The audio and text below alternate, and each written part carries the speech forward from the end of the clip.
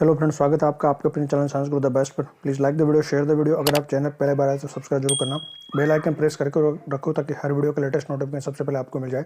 आज की हमारी क्लास है भारतीय वैज्ञानिक एवं उनका कार्य, Indian scientist and there contribution. इसमें हम भारतीय वैज्ञानिक और उनके कौन कौन से कार्य हैं, उनको कौन कौन से सम्मान पुरस्कार मिले, उन सब के बारे में डिटेल से चर्चा करेंगे। ये एनसीईआरटी साइंस क्लास 10th की बुक पर बेस्ड है और सभी कम्पिटिटिव एग्जाम्स के लिए क्लास इंपॉर्टेंट होने वाली है। इसमें हम विभिन्न साइंटिस्ट और उनके कार्यों के बारे में चर्चा करेंगे। क्लास की पीडीएफ का लिंक डिस्क्रिप्शन है, वहाँ से आप पीडीएफ ले सकते हैं। तो चलो शुरू करते हैं इसकी क्लास। विभिन्न भारतीय वैज्ञानिक और उनका योगदान। इसमें हम प्राचीन भारतीय वैज्ञानिक एवं आधुनिक भारतीय वैज्ञानिक सभी के बारे में चर्चा करेंगे। इसमें हम कणाद, चरक,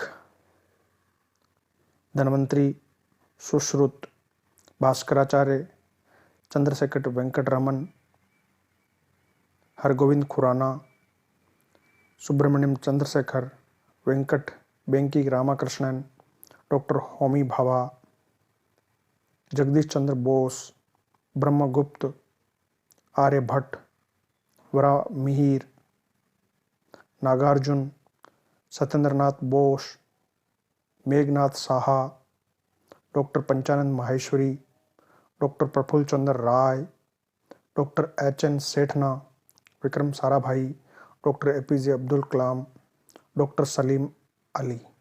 इन वैज्ञानिकों इनके कार्यों के बारे में इस क्लास में पढ़ेंगे। तो चलो शुरू करते हैं आज की क्लास। सबसे पहले बात करते हैं कणाद के बारे में। ये वैशेषिक दर्शन के रचयिता है। इन्होंने सर्वप्रथम परमाणुओं के बारे में बताया था। तो दो इंपॉर्टेंट क्वेश्चन यहाँ से हैं कि वैशेषिक दर्शन के रचयिता कौन है, महर्षि कणाद, और इन्होंने परमाणु के बारे में बताया था। परमाणु के बारे में चर्चा करने वाले जो प्राचीन भारतीय वैज्ञानिक महर्षि है उनमें कणाद और पी कात्यायन का नाम आता है। तो कणाद ने कहा था कि सभी पदार्थ जो है छोटे छोटे कणों से मिलकर बने हुए होते हैं। तो कणाद वैशेषिक दर्शन के रचयिता और परमाणु के बारे में जिन्होंने बताया वो है महर्षि कणाद। अगले है चरक, महान आयुर्वेद चिकित्सक है, कनिष्क के राजवैद्य। ये शासक जो कनिष्क है इनके राजवैद्य थे। चरक संहिता के लेखक है। इनकी जो पुस्तक है वो चरक संहिता है। इन्होंने पाचन, उपापचय और शरीर प्रतिरक्षा की अवधारणा दी। चरक शब्द का अर्थ होता है चलना, और वह पीड़ित जनता का इलाज करने के लिए, उन्हें शिक्षा देने के लिए दूर दूर तक पैदल यात्रा करते थे, इसलिए इन्हें चरक कहा गया। चरक संहिता जो इनकी पुस्तक है, चरक संहिता में लगभग 20 शताब्दी पहले इनके द्वारा रचा गया ग्रंथ है चरक संहिता, और ये संस्कृत भाषा में है। और इसमें शरीर की रचना, रोग एवं उनकी चिकित्सा के बारे में विस्तार से वर्णन किया गया है चरक संहिता में। अगला है धन्वंतरी। ये महान आयुर्वेदाचार्य है धन्वंतरी, जो प्राचीन भारतीय वैज्ञानिक है। आगे हैं सुश्रुत। शल्य चिकित्सा के जनक कहलाते सुश्रुत, सर्जरी के जनक कहलाते हैं। विश्वामित्र के वंशज सुश्रुत का जन्म 600 ईसा पूर्व हुआ था। ये प्राचीन भारत के महान शल्य चिकित्सक थे, सर्जन थे। इन्होंने धन्वंतरी के आश्रम में प्रारंभिक चिकित्सकीय ज्ञान प्राप्त किया था, और लगभग 26 शताब्दी पहले ही इन्होंने सिजेरियन ऑपरेशन, आपूर्ति दोष और प्लास्टिक सर्जरी जैसे चिकित्सकीय क्रियाओं का ज्ञान दुनिया को करवाया। तो सबसे पहले, जब उस जमाने में कहीं पर भी सिजेरियन ऑपरेशन नहीं होते थे, प्लास्टिक सर्जरी, इस तरह की जो विद्याएं हैं चिकित्सा में, ये इन्हीं के देन है। इन्होंने प्राचीन समय में भी ऐसे ज्ञान इनके पास में था कि इन्होंने प्लास्टिक सर्जरी, आपूर्ति दोष, सिजेरियन और बाकी जो चिकित्सा क्रियाएं हैं इनका ज्ञान तो पूरी दुनिया को कराया।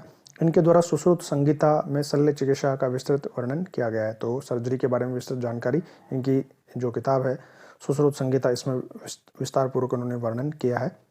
भास्कराचार्य, ये सिद्धांत शिरोमणि की इन्होंने रचना की। सिद्धांत शिरोमणि में गणित और नक्षत्र शास्त्र की विवेचना की गई है। तो सिद्धांत शिरोमणि के रचयिता है भास्कराचार्य। तो नक्षत्र विज्ञान और गणित के आचार्य थे ये भास्कराचार्य। तो ये अच्छा क्वेश्चन यहाँ से है कि सिद्धांत शिरोमणि के रचयिता कौन है, भास्कराचार्य। चंद्रशेखर वेंकट रमन, जिनको हम सीवी रमन भी कहते हैं, तो इनका जन्म 7 नवंबर 1888 में तमिलनाडु के तिरुचिरापल्ली शहर में हुआ। 19 वर्ष की अल्प आयु में भारत सरकार के द्वारा अर्थ विभाग के उप महालेखापाल नियुक्त किए गए। डॉक्टर रमन द्वारा खोजे गए विश्व प्रसिद्ध रमन प्रभाव पर 1930 में इन्हें नोबेल पुरस्कार मिला। तो ये भारत के प्रथम वैज्ञानिक जिन्होंने नोबेल पुरस्कार जीता 1930 में, और इनका जो महत्वपूर्ण कार्य है वो रमन प्रभाव कहलाता है। तो रमन प्रभाव के लिए ये फेमस है, चंद्रशेखर वेंकट रमन। रमन प्रभाव के अनुसार जब प्रकाश को किसी पारदर्शी माध्यम में गुजारा जाता है तो प्रकीर्णन के कारण इसकी आवृत्ति बदल जाती है। और ये इनका जो मुख्य खोज थी वो रमन प्रभाव था। और रमन प्रभाव के अनुसार रमन प्रभाव में उन्होंने ये बताया कि जब किसी प्रकाश को किसी पारदर्शी माध्यम से गुजारा जाता है तो प्रकीर्णन के कारण उसकी आवृत्ति बदल जाती है। और उसी रमन प्रभाव के आधार पर हम आकाश के नीले रंग को, समुद्र के नीले रंग को क्यों दिखाई पड़ते, इसको हम समझा सकते हैं। तो इनके सम्मान में और रमन प्रभाव की खोज के उपलक्ष्य में हर वर्ष 28 फरवरी को हम विज्ञान दिवस के रूप में मनाते हैं। भारत में राष्ट्रीय विज्ञान दिवस 28 फरवरी को मनाया जाता है, क्योंकि इस दिन उन्होंने रमन प्रभाव की खोज की थी। और तो वेंकट रमन, सीवी रमन रमन प्रभाव के खोजकर्ता, और इनके सम्मान में विज्ञान दिवस मनाया जाता है हर साल। हरगोविंद खुराना, इनको भी नोबेल पुरस्कार मिला था, और ये चिकित्सा क्षेत्र में कृत्रिम झील के संश्लेषण के लिए 1968 में इनको नोबेल पुरस्कार से सम्मानित किया गया था। हरगोविंद खुराना जेनेटिक्स से संबंधित है, और कोडिंग, जीन की कोडिंग किस तरह से हो सकती है, इस पर इन्होंने शोध किया था। तो चिकित्सा के क्षेत्र में 1968 में नोबेल पुरस्कार से सम्मानित है हरगोविंद खुराना। है सुब्रमण्यम चंद्रशेखर, ये भौतिकी फिजिक्स के वैज्ञानिक है। चंद्रशेखर लिमिट इनका मुख्य खोज है।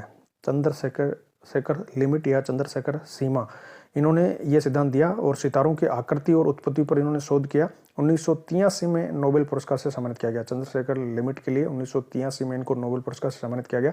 इन्होंने तारों के द्रव्यमान के आधार पर कि किस तरह से किसी तारे का जो ब्लैक होल में कन्वर्ट होगा या व्हाइट ड्वार्फ बनेगा, क्या होगा तारे का भविष्य, इस आधार पर इन्होंने उनके द्रव्यमान के आधार पर एक चंद्रशेखर लिमिट की खोज की, और इसलिए इनको 1983 में नोबेल पुरस्कार से सम्मानित किया गया, सुब्रमण्यम चंद्रशेखर। अगले वैज्ञानिक है वेंकट रमन वेंकी रामकृष्णन। वेंकट रमन वेंकी रामकृष्णन, इनको 2009 में नोबेल पुरस्कार से सम्मानित किया गया रसायन विज्ञान में, केमिस्ट्री के लिए। इन्होंने राइबोसोम की संरचना और कार्यविधि पर शोध किया था, इसलिए 2009 में नोबेल पुरस्कार से सम्मानित है वेंकट रमन वेंकी रामकृष्णन। अगले वैज्ञानिक है डॉक्टर होमी जहांगीर भाभा। इनका जन्म 30 अक्टूबर 1909 में मुंबई में एक पारसी परिवार में हुआ। ये परमाणु शक्ति आयोग के प्रथम अध्यक्ष थे। परमाणु शक्ति आयोग के पहले अध्यक्ष थे ये, और इन्हीं के निर्देशन में रिएक्टरों जैसे अप्सरा, साइरस, जर्लिन आदि की स्थापना हुई। यानी भारत में जो परमाणु शक्ति आयोग के प्रथम अध्यक्ष भी है, और परमाणु विज्ञान के क्षेत्र में जो भी भारत में अप्सरा, जाइलिन और जर्लिना, साइरस, इस तरह की जो परमाणु रिएक्टर की स्थापना और परमाणु कार्यक्रम जो भारत में शुरुआत हुआ, उसके ये संस्थापक थे। इन्हीं के निर्देशन में हुआ ये काम। इन्होंने अंतरिक्ष किरणों में मेसोन की खोज की। भारत के परमाणु विज्ञान में योगदान हेतु इन्हें भारतीय परमाणु विज्ञान का पिता कहा जाता है। इनको भारतीय जो परमाणु विज्ञान है उसका इनको पिता कहा जाता है। इनकी जनवरी 1966 में हवाई दुर्घटना में मृत्यु हो गई, और 1967 में शक्ति संस्थान ट्राम्बे का नाम बदलकर भाभा परमाणु अनुसंधान केंद्र यानी भाभा एटॉमिक रिसर्च सेंटर इनके सम्मान में रख दिया गया। ट्राम्बे मुंबई में जो भाभा शक्ति संस्थान था उसका नाम इन्होंने Bhabha atomic research centre, Bhabha परमाणु अनुसंधान संस्थान रख दिया गया। डॉक्टर जहांगीर भाभा भारत के परमाणु विज्ञान के father of atomic science in India. JC Bose या जगदीश चंद्र बोस, बेतार के तार का आविष्कार इन्होंने मार्कोनी से पहले कर दिया था। जो रेडियो का आविष्कार मार्कोनी है, बेतार के तार का उन्होंने खोज की थी, उनसे पहले इन्होंने उसके बारे में बता दिया था। क्रेस्कोग्राफ का आविष्कार पौधों की वृद्धि नापने के लिए उपकरण होता है क्रेस्कोग्राफ, इसका आविष्कार इन्होंने किया। जेसी बोस ये प्लांट साइंटिस्ट थे, इन्होंने सर्वप्रथम बताया कि पौधों में भी संवेदनाएं होती है। तो जेसी बोस, जगदीश चंद्र बोस, मार्कोनी से पहले बेतार के तार का आविष्कार किया, क्रेस्कोग्राफ का आविष्कार किया जिसमें पौधों की वृद्धि को नापा जाता है, और इन्होंने सर्वप्रथम भी बताया कि पौधों में भी संवेदनाएं होती है। ब्रह्मगुप्त, ब्रह्म सिद्धांत ग्रंथ की रचना करने वाले ब्रह्मगुप्त ने न्यूटन से कई शताब्दी पूर्व यह सिद्ध किया कि पृथ्वी सभी वस्तुओं को अपनी ओर आकर्षित करती है, यानी गुरुत्वाकर्षण के बारे में न्यूटन से पहले भारत के वैज्ञानिक ब्रह्मगुप्त ने ये न्यूटन से पहले बता दिया था कि सभी वस्तुओं को पृथ्वी अपनी ओर आकर्षित करती है। इनका जो किताब है उसका नाम है ब्रह्म सिद्धांत ग्रंथ, ब्रह्म सिद्धांत। आर्यभट्ट ये गणितज्ञ और खगोल शास्त्री है। इन्होंने आर्यभट्टियम नामक प्रसिद्ध ग्रंथ की रचना की है। आर्यभट्टियम, इन्होंने दशमलव पद्धति की खोज की। दशमलव पद्धति की खोज आर्यभट्ट ने की, और पाई का मान 3.1416 बताया। पाई का मान आर्यभट्ट ने दिया। और इन्होंने पृथ्वी की अपनी धुरी पर सूर्य के चारों ओर घूमने, सूर्य ग्रहण, चंद्र ग्रहण के वैज्ञानिक कारण के बारे में सर्वप्रथम बताया। तो आर्यभट्ट ये प्राचीन भारत के खगोल शास्त्री और गणितज्ञ है। इन्होंने आर्यभट्टियम नामक ग्रंथ की रचना की है, दशमलव पद्धति की खोज की है और पाई का मान 3.14116 यानी 1416 बताया। इन्होंने पृथ्वी की अपनी धुरी पर सूर्य के चारों ओर घूमने और सूर्य ग्रहण और चंद्र ग्रहण के वैज्ञानिक कारण बताए आर्यभट्ट ने। अगला है वराहमिहिर। ये प्रसिद्ध खगोल शास्त्री जिन्होंने उज्जैन में रहकर पृथ्वी का देशांतर तैयार किया। उज्जैन मध्य प्रदेश में इन्होंने पृथ्वी का देशांतर तैयार किया और खगोल शास्त्र ये प्रसिद्ध। इनके द्वारा जो रचनाएं या जो ग्रंथ लिखे गए वो है लघु जातक, वृद्ध जातक, वृद्ध संगीता, पंच सिद्धांतिका, ये इनके प्रमुख ग्रंथ है। इनका प्रमुख ग्रंथ जो है वो वृत्त संगीता, जिसमें शरीर, वनस्पति, गणित, धातु, ज्योतिष आदि सभी प्रकार की सूचनाओं के लिए इसको विश्व कोश एनसाइक्लोपीडिया माना जाता है। तो वृत्त संगीता के रचनाकार कौन है? वराहमिहिर है। और शरीर, वनस्पति, गणित, धातु, ज्योतिष आदि सभी प्रकार की सूचनाओं का विश्वकोश माना जाता है इसको, वृत्त संगीता को। प्रसिद्ध खगोल शास्त्री है ये, जिनके ग्रंथ है लघु जातक, वृद्ध जातक और वृत्त संगीता और पंच सिद्धांतिका। अगले वैज्ञानिक है नागार्जुन। ये बौद्ध विद्वान है, बौद्ध धर्म से संबंधित है, धातु रसायन विज्ञान का ज्ञाता है ये। और नागार्जुन ने पारे की भस्म बनाने की प्रक्रिया का आविष्कार किया, यानी पारे की भस्म किस तरह से बनाई जाएगी ये इन्होंने बताया। तो धातु वैज्ञानिक और रसायन विज्ञान के ज्ञाता थे ये। नागार्जुन ने रस चिकित्सा पद्धति का आविष्कार किया, रस चिकित्सा पद्धति के आविष्कारक नागार्जुन। अगले है सत्येंद्र नाथ बोस, एस.एन. बोस। इन्होंने आइंस्टीन के साथ मिलकर काम किया, बोस आइंस्टीन सांख्यिकी का प्रतिपादन किया। BEC, Bose Einstein condensation, BEC stage जो पदार्थ की चौथी स्टेज होती है, इसके बारे में इन्होंने बताया। तो ये सत्येंद्र नाथ बोस, इन्होंने आइंस्टीन के साथ मिलकर काम किया और बोस आइंस्टीन सांख्यिकी का प्रतिपादन किया। मेघनाथ साहा, ये भौतिक वैज्ञानिक, फिजिक्स के वैज्ञानिक थे। इन्होंने अपने कार्य में खगोलीय विज्ञान को प्रमुख आधार बताया। और डॉक्टर साहा के अनुसार उच्च ताप तत्वों के आयनीकरण से वायुमंडल में तापमान का वितरण होता है। इन्होंने ये मुख्य इनका जो रिसर्च है वो ये है कि उच्च ताप तत्वों के आयनीकरण से वायुमंडल में तापमान का वितरण होता है। कलकत्ता में इंस्टीट्यूट ऑफ न्यूक्लियर फिजिक्स की स्थापना की, जिसे अब Saha institute of nuclear physics कहा जाता है। बंगाल के रहने वाले थे। तो कलकत्ता में इन्होंने एक इंस्टीट्यूट की स्थापना की जिसका नाम था इंस्टीट्यूट ऑफ न्यूक्लियर फिजिक्स, जिसको इनके सम्मान में अब Saha institute of nuclear physics कहा जाता है। मेघनाथ साहा। अगले है डॉक्टर पंचानन माहेश्वरी, राजस्थान के रहने वाले थे, जयपुर में इनका जन्म हुआ था।